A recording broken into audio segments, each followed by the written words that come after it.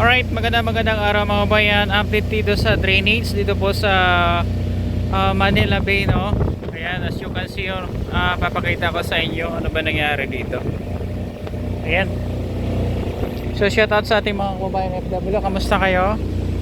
Happening po ngayon dito dahil po sa matinding habagat, no?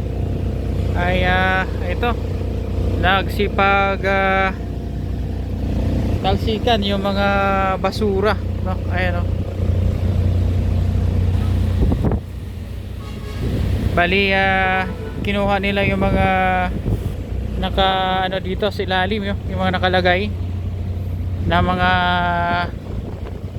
basura. Ayan, no? Nakalawang na iba eh. So ano po masasabi niyo mga bayan, no? Shoutout sa inyong lahat.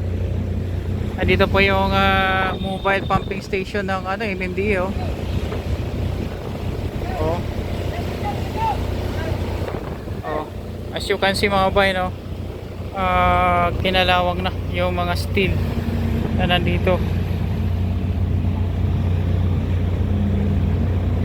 Ayan po. So andyan pa rin yung bakod sa sa labas. Kulay puti, ano? At may mga bunga na rin yung mga bagong tanim dito na mga mga niyog maliliit.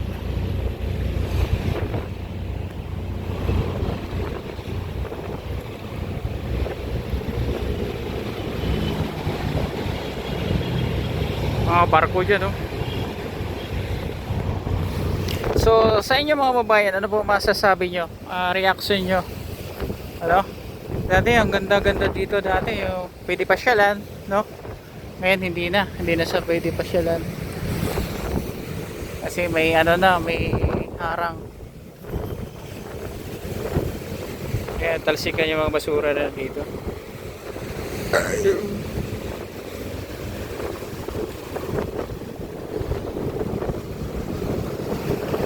So far, wala masyadong basura na nandito sa sa pangpang. Malakas yung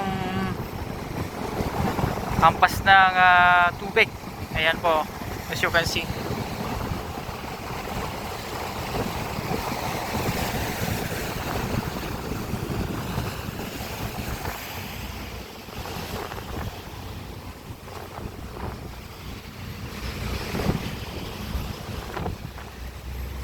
May mga declogging na rin nilang ginawa, no? Kita nyo naman, no? May mga kinalawang na nakatambak dito sa taas. Ito ay galing sa ilalim.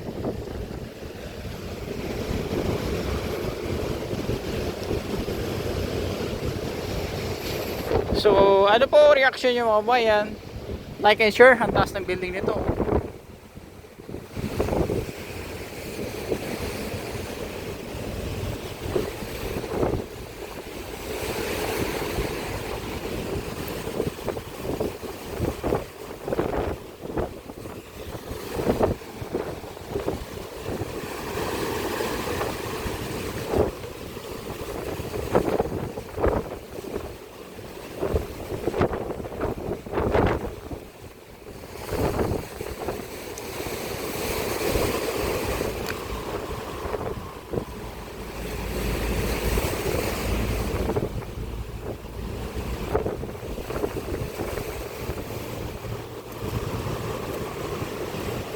Sira na dito, oh.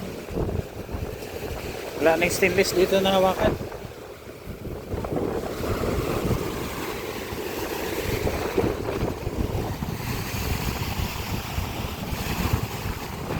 So, maglalakad tayo. Pupunta tayo dito sa pumping station dito sa Remedios.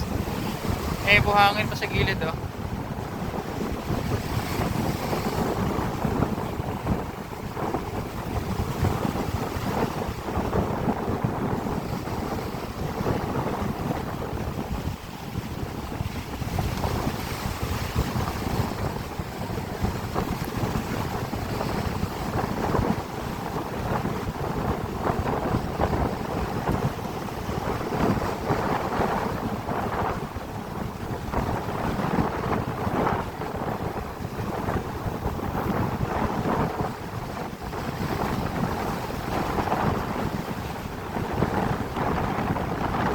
Grabe lakas ng hangin.